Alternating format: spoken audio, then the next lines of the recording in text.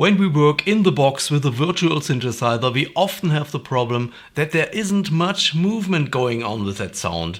I mean, how often we just load a preset, play the part with a preset, and that's it.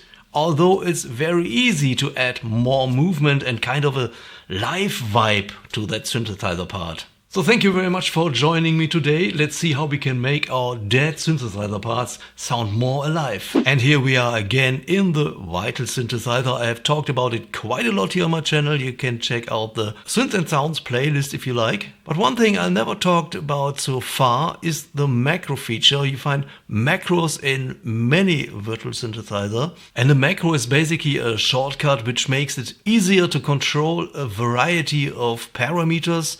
For example, I have connected my filter 1 cutoff and the delay mix with my macro 1, so I only need to move this button to change many settings at once. And you use the normal drag and drop technique here in Vital to set up a macro. Let's say we connect macro 3 with the detuning of oscillator 3. Just find out which parameter changes are the coolest and connect them to a macro, because a macro makes it much easier to handle even complex changes, and they make it easier to go back to the default position as well. And it's even better if you connect the macro with an external controller, like for example my master keyboard here. Let me show you how it works. Here in Cubase I use the quick controls. You can find them in the inspector panel, and you can connect up to 8 values with your external controller, keyboard, whatever. I already set up macro 1, 2, 3 and 4 and so on, but you can really go for every parameter of Vital. It's a very long list. And now I can use the controllers here on my keyboard to change, for example, the filter 1, as you can see, like macro 1, macro 2 and macro 3. That's detuning, oscillator 3.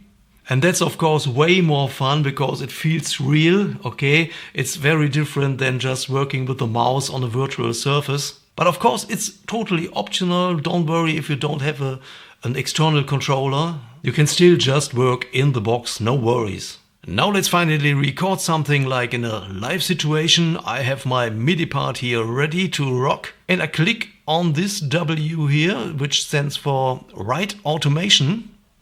And now I only need to hit play and make all the weird changes that I want, and the automation will memorize all of that. One more thing before I start. You are still here and I thank you very much for that, but don't forget to do all the things, okay?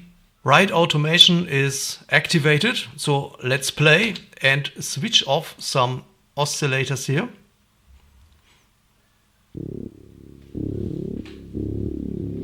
Ooh, very cool.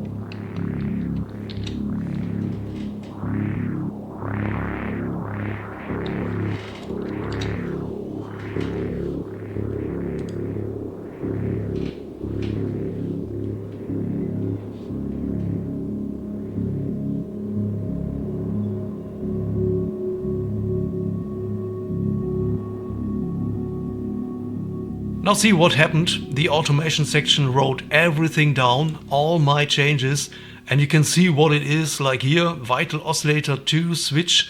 Okay, here I switched oscillator 2 off and I turned it back on a little too late, I think, and that's no problem because you can edit the hell out of it. It's just like everything else here in Cubase, rubber band editing. And of course, another good reason, you don't need to worry when you don't have an external MIDI controller. And you can also change the curves, make them a bit more even, remove some unnecessary points, for example.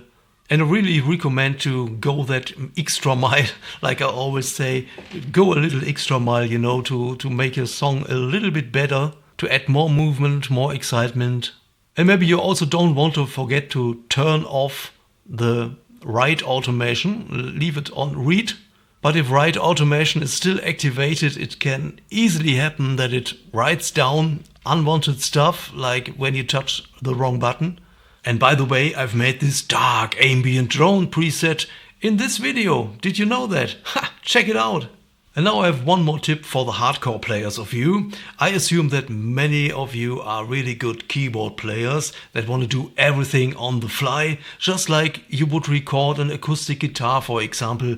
You'd play in the moment and record everything immediately and directly on an audio track. And you can totally do that with a virtual synthesizer part as well, if you want to create such a real life situation. I mean, you can do that with a normal MIDI recording as well, but some situations maybe require that you really nail down the part on an audio track. And also some people are really into it to create music that happens in the moment, and they want to capture that moment like forever, and there's nothing wrong with it. So the idea is that we play something on a virtual instrument, like in our case it's Vital, but record everything on an audio track.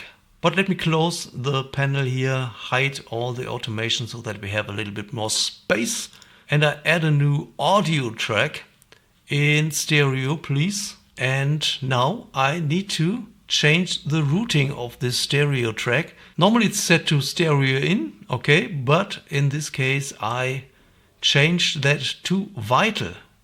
Track instruments, Vital. So my audio track here receives everything that comes out of the Vital track.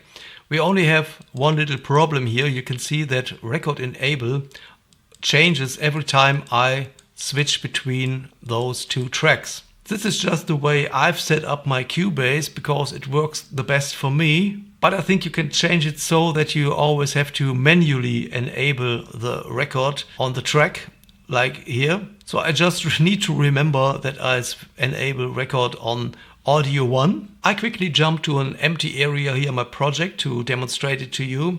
When I disable the Vital, it makes no sound. Okay, so I need to have it enabled. And now I can make a recording. It will record the MIDI and also the audio part at the same time.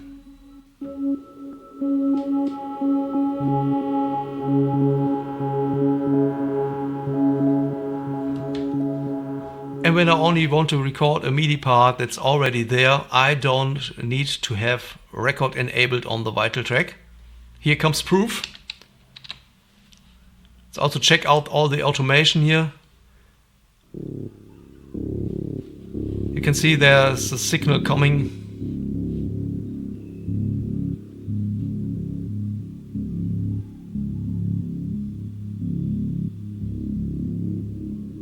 Okay, let me know what you think, and if you have cool ideas for videos, I'm down. Also, please check out the videos in the outro.